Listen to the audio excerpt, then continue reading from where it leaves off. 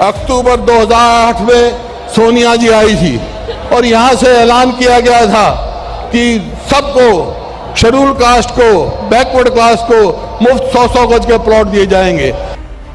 पूरी जिंदगी दे दी, पूरी की पूरी आपने जिंदगी दी, आपने अपने बच्चे दे दिए, माता पिता दे दिए, परिवार दे दिया, अपने सारे के सारे सपने दे दिए इस तिरंगे को रक्षा करने के लिए। ठीक है, हम आपको पेंशन देंगे। नमस्कार, दैनिक साथी के डिजिटल प्लेटफॉर्म पर आपका स्वागत है। कांग्रेस नेता राहुल गांधी की भारत जोड़ो यात्रा के 112वें दिन ऐतिहासिक नगरी पानीपत में एक बड़ी रैली का आयोजन कर हरियाणा में चुनावी बिगुल फूंक दिया गया। जी हां, अग्निवीर से लेकर किसान मजदूरों के मुद्दों पर सरकार पर जमकर हमला किया गया और पूर्व मुख्यमंत्री भूपेंद्र सिंह हुड्डा ने भी सरकार को घेरा। तो वहीं भीड़ देखकर राहुल गांधी भी गदगद नजर आए। जी हां, और रेवाड़ी से पानीपत रैली में रवाना हुआ सैकड़ों गाड़ियों का काफिला महावीर मसानी अपने सैकड़ों समर्थकों के साथ पहुंचे और यहां पर मसानी ने कहा कि आने वाला समय कांग्रेस पार्टी का है। प्रदेश में चौधरी भूपेंद्र सिंह हुड्डा के नेतृत्व में कांग्रेस की सरकार बनेगी और देश भर के साथ साथ हरियाणा में भारत जोड़ो यात्रा को भारी समर्थन मिल रहा है। आदरणीय अखिल कांग्रेस कमेटी के अध्यक्ष खड़गे साहब और हमारे राष्ट्र के नेता राहुल गांधी जी, केसी वेणुगोपाल जी, शक्ति सिंह गोयल जी, हरियाणा प्रदेश कांग्रेस कमेटी के अध्यक्ष उदयभान जी और मध्य प्रदेश के पूर्व मुख्यमंत्री दिग्विजय जी और पुडुचेरी के पूर्व मुख्यमंत्री नारायण स्वामी जी और हमारे कर्नाटक से आए वहाँ के पीसीसी के अध्यक्ष डीके शिव कुमार जी, रणदीप सुरजेवाला जी, बहन शैलजा जी, दीपेंद्र जी व इस कार्यक्रम के संयोजक राव दान सिंह जी, सम्मानित मंच उपस्थित मेरे बुजुर्गों, नौजवान साथियों और पत्रकार बंधुओं, मेरी माता और बहनों, ये आज राहुल जी का और खड़गे जी का पानीपत की ऐतिहासिक भूमि पर आने पर मैं हार्दिक स्वागत करता हूं और धन्यवाद करता हूं। 3000 किलोमीटर चल के राहुल जी आज इस ऐतिहासिक भूमि पर पहुंचे हैं। ये पानीपत एक ऐतिहासिक शहर, ऐतिहासिक जगह है। महाभारत में पांडवों ने इसको बताया था। पानीपत, सोनीपत, दिलपत, बागपत और इंद्रपत, 5 पतों में से ये पानीपत एक पत है और ये आपस के जो भाईचारे वाले समुदाय, चिश्ती समुदाय की जन्मभूमि, कर्म भूमि है कलंदर जी की। और यहाँ पर उर्दू के बहुत बड़े कवि हाली साहब की यहाँ जन्मस्थली है। और यहाँ जैसा आपको पता है, हरियाणा में तो जय जवान जय किसान जय पहलवान, पहलवान का मतलब खिलाड़ी है। देश में एक गोल्ड मेडल लेने वाला नीरज चोपड़ा भी यहाँ का है, चोपड़ा हमारा है। और राहुल जी, ये जगह आपके परिवार से बहुत संबंध रखती। यहाँ पर अक्टूबर 2008 में सोनिया जी आई थी और यहाँ से ऐलान किया गया था कि सबको, शेड्यूल कास्ट को, बैकवर्ड क्लास को मुफ्त 100-100 गज के प्लॉट दिए जाएंगे। और कांग्रेस की सरकार में 3,82,000 दिए गए, आज इस सरकार ने बंद कर दिए। 30 मार्च 1987 को पूर्व प्रधानमंत्री हमारे नेता दिवंगत श्री राजीव गांधी जी आए और उन्होंने जो ऑयल रिफाइनरी है उसका नींव का पत्थर यहाँ रखा। और 1978 में हमारी नेता श्रीमती इंदिरा गांधी यहाँ आई और जब 78 कांग्रेस बाहर हो गई थी तो यहाँ पानीपत के लोगों ने उनको नोटों में तोला था। यहाँ पानीपत में राजीव जी और 48 में महात्मा गांधी जी यहाँ आए। मैं एक बात कह सकता हूँ कि ये पानीपत जो है पानीपत में 3 युद्ध हुए, 1526, 1556 और 1600 में यहाँ युद्ध हुआ, 1761 में तीसरा। यहाँ जो युद्ध हुए, निर्णायक युद्ध हुए, ये फैसला ये नहीं किया उन्होंने कि कौन किसका पानीपत होगा, लेकिन इस भूमि में फैसला ये हुआ कि दिल्ली किसकी होगी। तो आज ये इतना जनसमूह जो खड़ा है और बहुत सारी हमारे ट्रैफिक रोक दिए गए हैं, ये आज खुद बता रहा है कि आने वाले समय में दिल्ली किसकी होगी। दिल्ली किसकी होगी? कांग्रेस की होगी आपकी दिल्ली।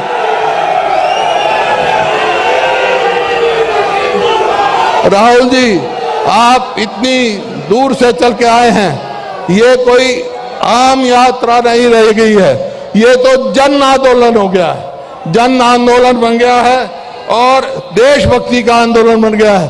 मैं आज आपके आने पर स्वागत भी करता हूं और ये आज जो हरियाणा की जनता खड़ी है, इसकी तरफ से आश्वासन दिलाता हूं, जहां आप जाएंगे ये आपके साथ जाएंगे।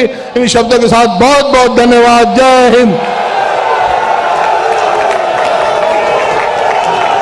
खाड़गे जी, केसी वेणुगोपाल जी, शक्ति सिंह जी, उदयबान जी, भूपिंदर हुड्डा जी, कुमारी सैलजा जी, रणदीप सुरजेवाला जी, दीपेंद्र हुड्डा जी, दिग्विजय सिंह जी, डीके शिव कुमार जी, नारायण स्वामी जी, स्टेज पे कांग्रेस पार्टी के सब वरिष्ठ नेता, हमारे प्यारे कार्यकर्ता,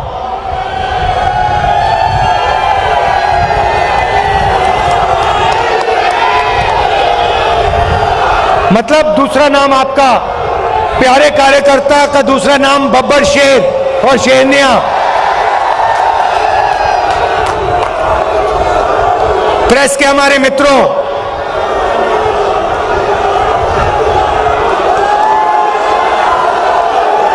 भाई और बहनों, आप सबका यहां बहुत बहुत स्वागत। नमस्कार।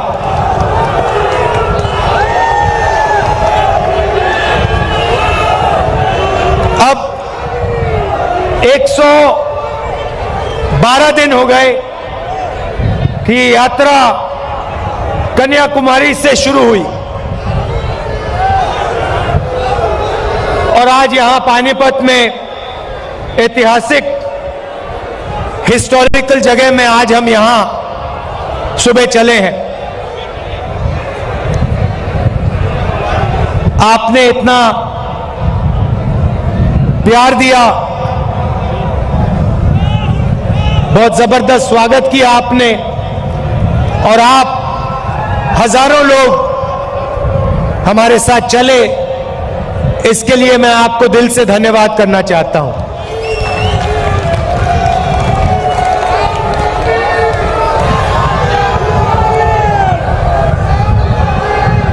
भाई और बहनों, एक सवाल शुरू करने से पहले एक सवाल है मेरा।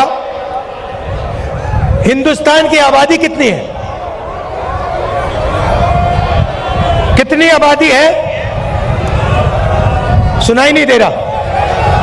कितने लोग रहते हैं देश में?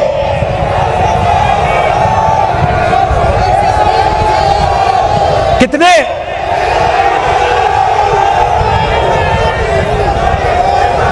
140 क्या? 140 करोड़। अच्छा, एक बात बताइए, ये स्टेज पे कितने लोग बैठे हैं? 100, तकरीबन 100 लोग हैं ना। अब मैं आपको थोड़ा सा देश की जो आर्थिक स्थिति है उसके बारे में बताना चाहता हूं। देश की आबादी 140 करोड़ रुपए, 140 करोड़ लोग, ठीक है? पहला नंबर याद रखिए, 140 करोड़। अच्छी तरह सुनो। अब दूसरा नंबर याद रखिए, 100।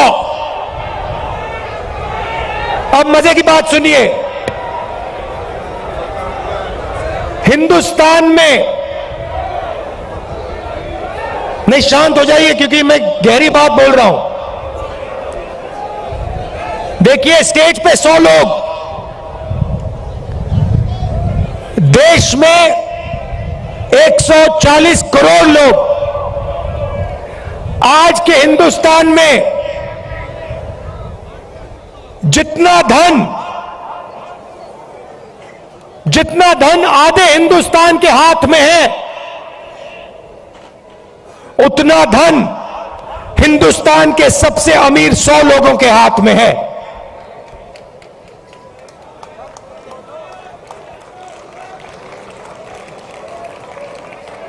जितना धन आधे हिंदुस्तान के पास है, उतना धन हिंदुस्तान के सबसे अमीर 100 लोगों के हाथ में है।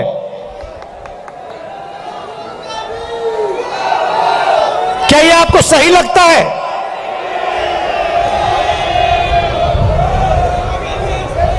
क्या आपको इसमें न्याय दिखाई देता है?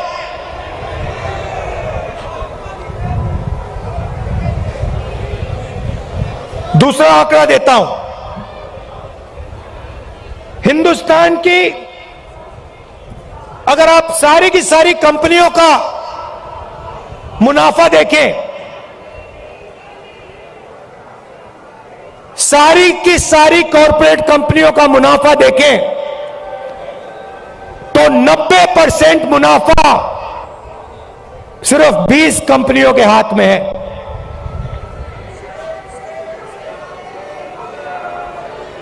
मतलब 90% मुनाफा 20 कंपनियों के हाथ में, और इस देश का आधा धन 100 लोगों के हाथ में। यह है नरेंद्र मोदी जी के हिंदुस्तान की सच्चाई।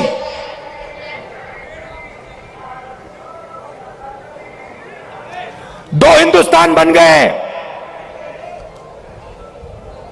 एक किसान, मजदूर, छोटे दुकानदार, बेरोजगार युवा, इनका, इसमें करोड़ों लोग रहते हैं।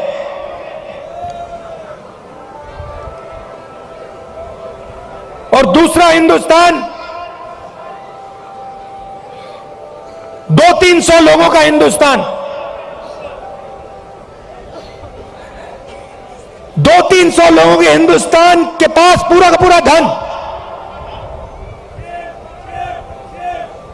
आपके पास कुछ नहीं।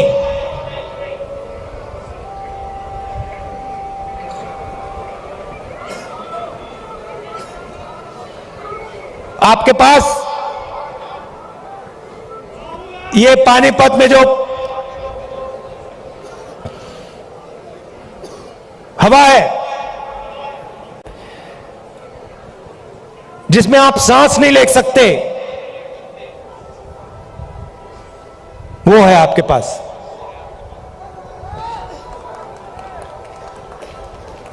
ताली बजा रहे हो भैया? कैंसर है ये। आपको भी हो रहा है, सबको हो रहा है। अच्छा, पहले क्या था? पहले ये जो आपका शहर है, स्मॉल और मीडियम इंडस्ट्री का सेंटर था। यहां पे हजारों छोटे बिजनेस चलते थे, लाखों लोगों को रोजगार मिलता था।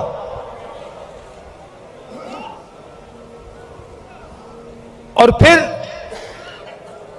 नरेंद्र मोदी जी ने नोटबंदी की, गलत जीएसटी लागू की,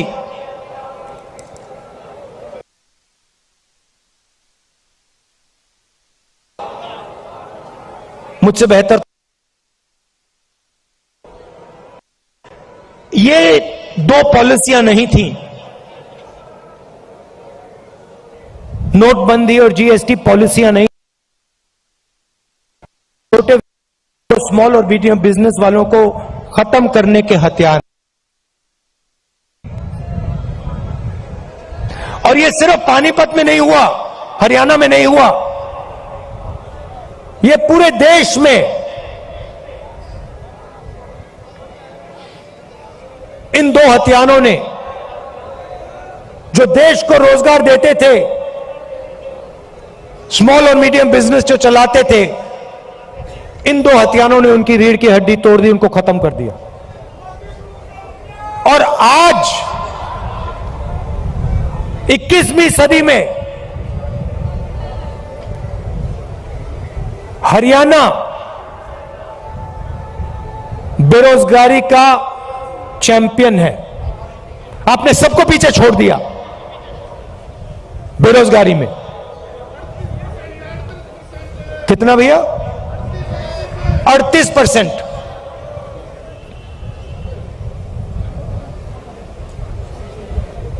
खुशी की बात नहीं,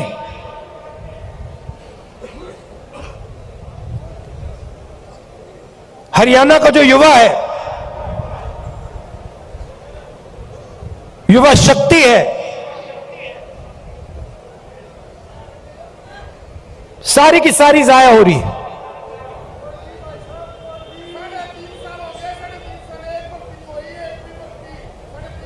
अच्छा भैया, 3.5 साल हो गई, एक भर्ती नहीं हुई। मुझे पहले अग्निवीर के बारे में बताओ। ये अग्निवीर योजना मुझे पहले समझा दो, ये है क्या? भर्ती की बात करनी है तो अग्निवीर की बात करो।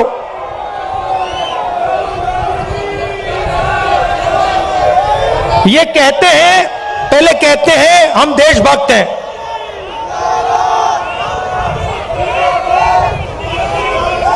कहते हैं बीजेपी वाले लोग कहते हैं हम देशभक्त हैं। मुझे इनकी देशभक्ति समझाओ। हिंदुस्तान में लाखों लोग, हाँ लाखों युवा सुबह उठ के 4 बजे, ये यात्रा 6 बजे शुरू होती है, ये यात्रा 6 बजे शुरू होती है। इसके बारे में कंप्लेंट आ रही है कि भैया इसको 6 बजे नहीं, इसको 7 बजे शुरू करो। मैं कहता हूं नहीं, मैं नहीं करता, मैं 6 बजे करूंगा। 8 बजे कह रहे हैं। देखो, ये 6 बजे चालू होती है। किसान कितने बजे उठता है? 4 बजे। जो सेना में भर्ती होने के लिए रनिंग की प्रैक्टिस करता है, वो कितने बजे उठता है? 4 बजे।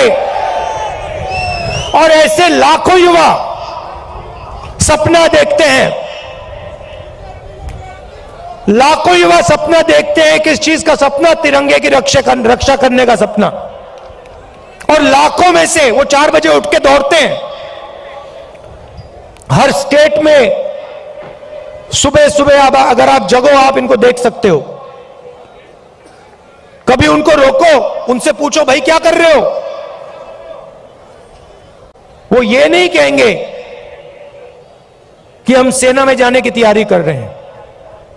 वो कहते हैं हम तिरंगे की रक्षा करना चाहते हैं, वो कहते हैं। अब लाखों युवा दौड़ते हैं। हर स्टेट में 4 बजे सुबह। उनमें से पहले 80,000, तकरीबन हर साल 80,000 चुने जाते थे। कोई अरुणाचल जाता था, कोई जम्मू कश्मीर, कोई राजस्थान, कोई लद्दाख, कोई ठंड में, रेगिस्तान में, बारिश में अपनी पूरी की पूरी जिंदगी बच्चे, परिवार, माता पिता सब कुछ परे करके छोड़ के बॉर्डर पे जाके खड़ा हो जाता था।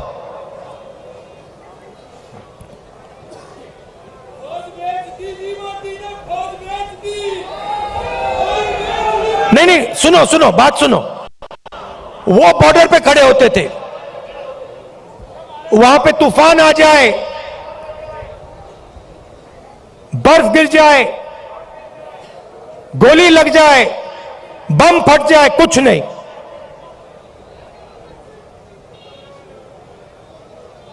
देश के लिए अपना खून देने के लिए 80,000 युवा हर साल सेना में भर्ती होते थे। अब उनको पहले सेना क्या देती थी? सबसे पहले सेना उनसे कहती थी,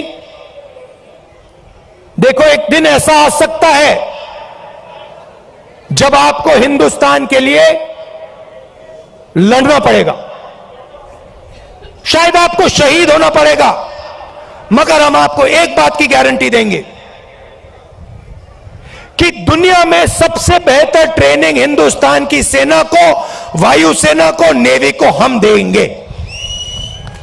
यह पहला वायदा हुआ करता था। यह पहला वायदा हुआ करता था उन 70,000 युवाओं।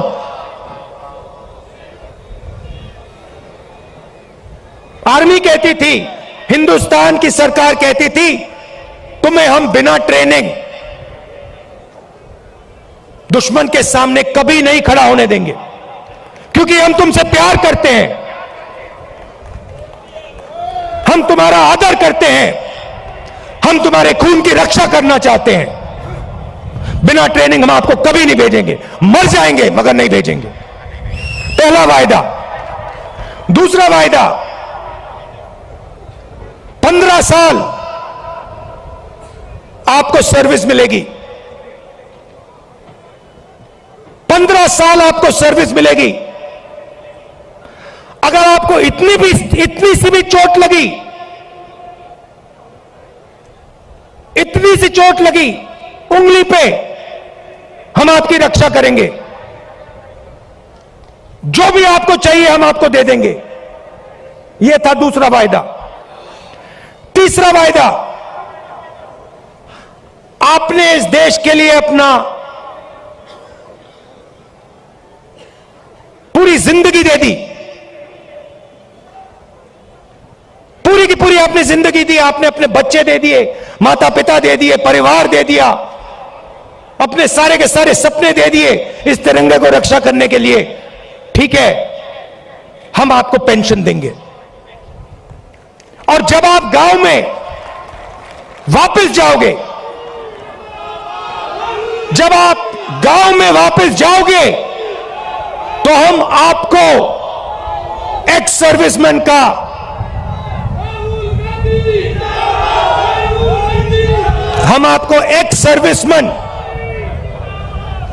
कह के हम आपको गांव भेजेंगे कि आपको वहां पे, चाहे आप शहर में रहो, चाहे आप गांव में रहो, जब हिंदुस्तान की बाकी जनता आपकी ओर देखे, वो कहे कि इस व्यक्ति ने वो किया जो मैंने नहीं किया। इस व्यक्ति ने अपनी जिंदगी इस देश को दी, अपना खून इस देश को दिया, अपने सपने इस देश को दिए, और इसीलिए मैं इस व्यक्ति का आदर करूंगा, इसका रिस्पेक्ट करूंगा। ये 3 वायदे हिंदुस्तान की सरकार, हिंदुस्तान की जनता अपनी सेना, अपनी वायुसेना और अपनी नेवी के हर व्यक्ति को देती थी। अब अग्निवीर योजना ने, नहीं सुनिए, अग्निवीर योजना ने ये तीनों के तीनों वायदे तोड़ दिए हैं। अग्निवीर योजना क्या कहती है? उन्हीं 70,000, उन्हीं लाखों युवाओं से कहती, भैया 80,000 तो नहीं लेंगे, 40,000 लेंगे। और वो जो 15 साल की बात थी, वो जो सर्विस की बात थी, उसे भूल जाओ। 4 साल बाद, पहले 80,000 लिए जाते थे, 4 साल बाद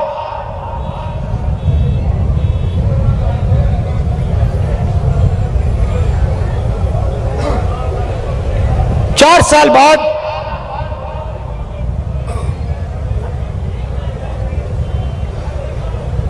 हम 75% को वापस भेज देंगे, निकाल देंगे। बस 25% हम रखेंगे।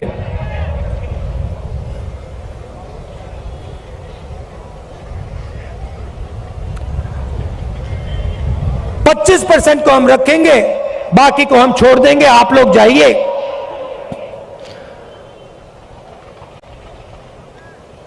बेरोजगार हो जाइए।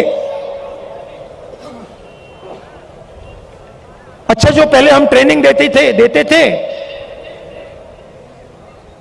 जो सैनिक को तैयार करने में 5, 10, 15 साल लगते हैं, मिसाइल चलाने में,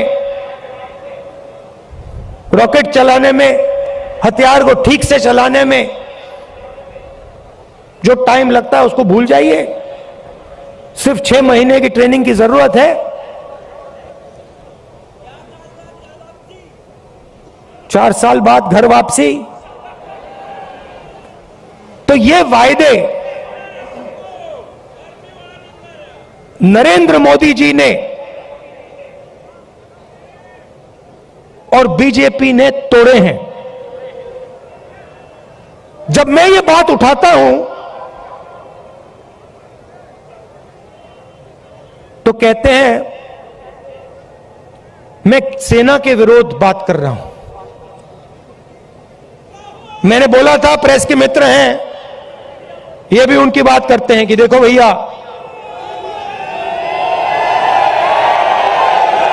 समझ गए आप, मैं सेना की बात उठा रहा हूं। मैं कह रहा हूं कि 15 साल आप सर्विस देते थे, 80,000 युवाओं को देते थे,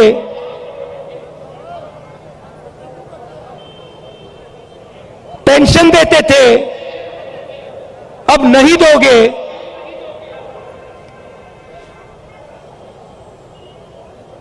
पहले ट्रेनिंग देते थे, सालों के लिए ट्रेनिंग देते थे, अब 6 महीने की ट्रेनिंग दोगे। अग्निवीर योजना वो लाए और मैं सेना के खिलाफ बात कर रहा हूं। मैं सेना की रक्षा कर रहा हूं, मैं सेना का आदर कर रहा हूं।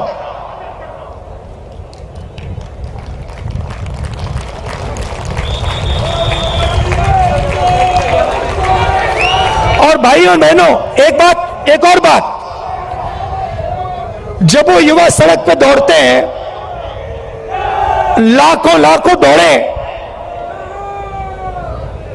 जब उन्होंने सरकार से कहा,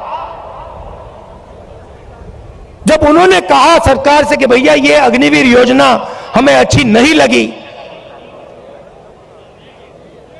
हम आर्मी में देश की रक्षा करना चाहते हैं, तो फिर सरकार ने क्या किया आप जानते हो? सरकार ने कहा कि इनके अगर चेहरे कैमरा पे आ गए, जो धरना दे रहे थे, अगर इनके चेहरे कैमरा पे आ गए तो इनको कोई सरकारी नौकरी नहीं मिलेगी। और धमकाया उनको कि बाहर मत आओ, अग्निवीर के बारे में सच्चाई मत बोलो, नहीं तो तुम्हें सरकारी रोजगार नहीं मिलेगा। मैं चला हूं, 3000 किलोमीटर चला हूं, वो सारे के सारे युवा मुझसे मिल रहे हैं, सारे के सारे कह रहे हैं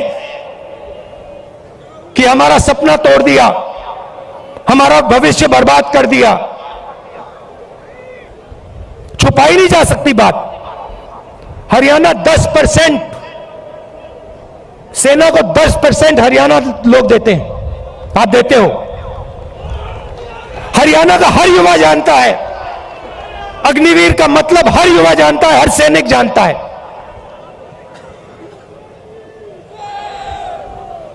यह सच्चाई है। अच्छा, अग्निवीर को छोड़िए, रोजगार के 2-3 और रास्ते हैं।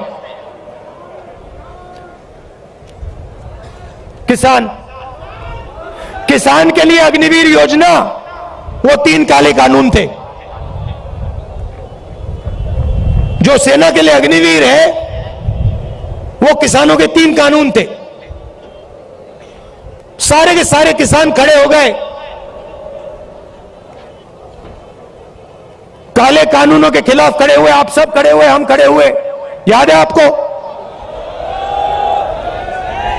और जब किसान खड़े हुए, नरेंद्र मोदी जी ने क्या कहा? गलती हो गई, मुझसे गलती हो गई, नरेंद्र मोदी जी कहते हैं, गलती हो गई। किसान सर्दी में, ठंड में बाहर बैठा था, बारिश में किसान बाहर बैठा था, तब आपको गलती नहीं दिखी। 1 साल लग गया आपको गलती पहचानने में। 700 शहीद हो गए। किसानों को उग्रवादी बताया था, यह सच्चाई है। नहीं भैया, देखिए, चाय बेचने वाले बहुत जानते हैं, चाय बेचने वाले बहुत कुछ जानते हैं।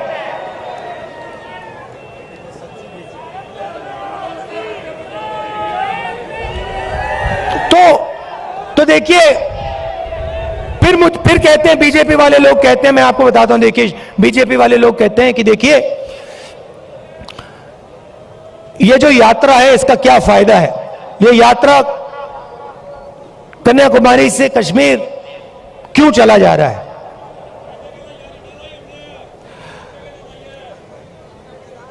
भारत जोड़ो यात्रा क्यों की जा रही है, मैं आपको बताता हूं।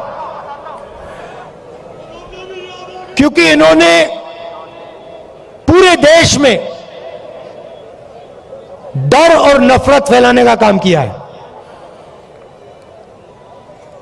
जहां भी ये जाते हैं, चाहे वो नोटबंदी हो, गलत जीएसटी हो, इनकी सब योजनाएं डर फैलाती हैं।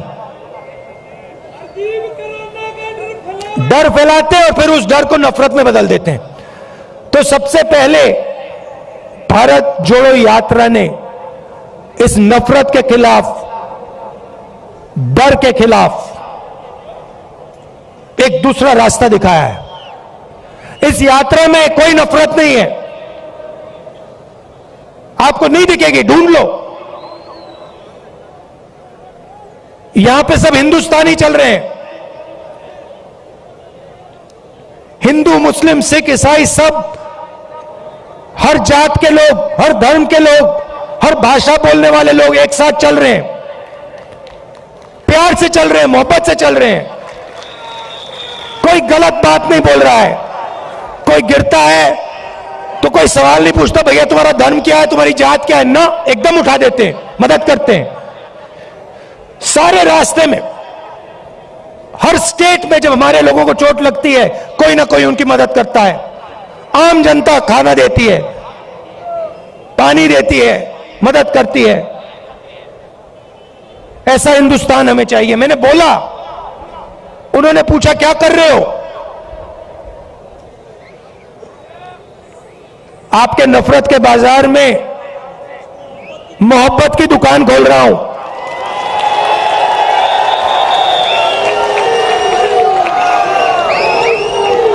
नफरत के बाजार में मोहब्बत की दुकान सिर्फ मैं नहीं खोल रहा हूं, करोड़ों हिंदुस्तानी खोल रहे हैं, आप लोग खोल रहे हो। ये देखो, मैं टी शर्ट पहना हूं, ये तो शर्ट भी नहीं पहने।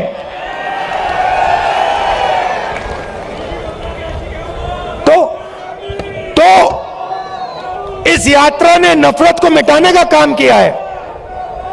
मेरे पास कुछ दिन पहले एक आदमी आए मेरे साथ, चले, कहते हैं राहुल जी मैं आपको कुछ कहना चाहता हूं। मैंने कहा क्या?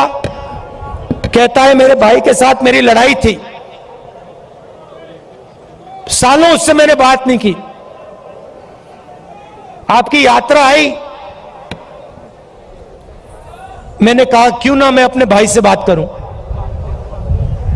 और मैंने अपने भाई को फोन लगाया और मैंने कहा भाई अब मैं तुमसे लड़ना नहीं चाहता हूं, मैं तुमसे लड़ना नहीं चाहता हूं, चाहे कुछ भी हो जाए मैं तुमसे लड़ना नहीं चाहता हूं। और उसके भाई ने उसे कहा मैं भी तुमसे नहीं लड़ना चाहता हूं, जाके वो गले मिल गए। और ये पूरी यात्रा में हो रहा है। बहुत सारे लोग मेरे पास आए, मेरा पुराना मित्र था, उससे मैं लड़ गया, मैंने उससे दोस्ती कर ली। मेरा भाई था, मैंने उससे दोस्ती कर ली। तो सचमुच में ये यात्रा भारत को जोड़ने का काम कर रही। वो मीडिया नहीं दिखाती भैया, भैया कैसे दिखाएंगे बेचारे। भैया एक बात बताओ, भैया एक बात बताओ, आप देखो, आप समझो बात। आप कभी घोड़े पे बैठे हो ना, घोड़े पे लगाम होती है ना, अगर आप लगाम को इधर करोगे तो उधर जाएगा ना वो, अगर उधर करोगे उधर जाएगा ना वो। लगाम लगी हुई है भाई, वो कभी इधर खींचे वो उधर भाग जाते हैं, कभी उधर खींचे उधर भाग जाते हैं। मगर एक बात है, घोड़े के ऊपर मोदी जी की फोटो जरूर दिखेगी, वो तो दिखेगी। तो भैया अब बेचारे के ऊपर लगाम लगा हुआ है, वो क्या करें, उनकी गलती नहीं है, इनको भी जीना है, खाना खाना है, बच्चों की देखभाल करनी है, करनी तो है ना, सही बात है। तो ये देखो, ये मुस्कुरा रहे हैं, देखो ये मुस्कुरा रहे हैं, कह रहे हैं हाँ भैया बात सही, भैया को कह रहे हैं, देखो बोल रहे हैं हाँ बात तो सही की। तो हम समझते हैं कि आपके ऊपर आपके लगाम लगा रखी है, और हम जानते हैं कि हम जानते हैं कि आप सच्चाई को पहचानते हो, सच्चाई बोलना चाहते हो, मगर मुश्किल है, चलता है, हो जाएगा काम।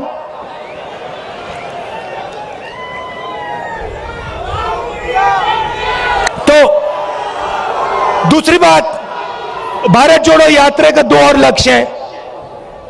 एक, नफरत के खिलाफ खड़ा होना, एक हिंदुस्तानी को दूसरे हिंदुस्तानी से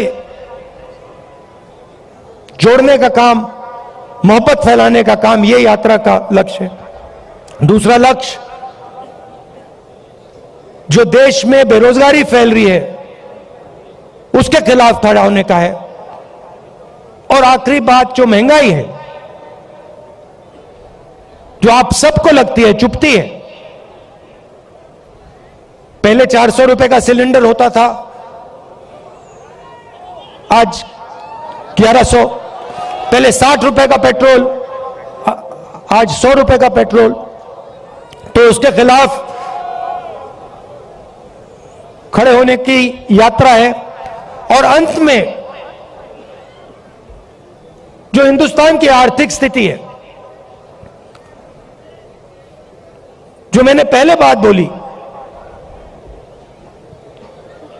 100-200 लोगों के पास हिंदुस्तान का 50-60% धन, और किसान, मजदूर, छोटे व्यापारियों के पास कुछ नहीं। ऐसा हिंदुस्तान हम नहीं चाहते हैं।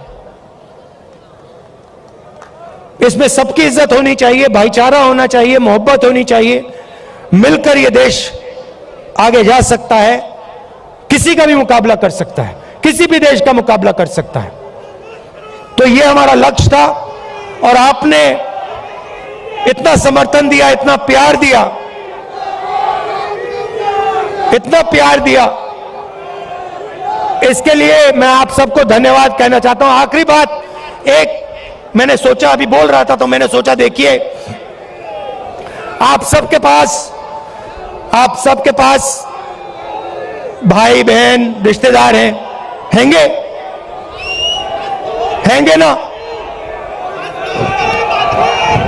मजदूर गरीब आदमी, बिल्कुल।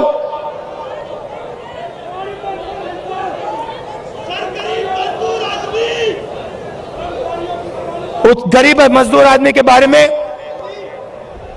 उसके बारे में बोलूं, न्याय योजना का नाम सुना आपने? 2019 में हम एक योजना लाना चाहते थे, न्याय योजना।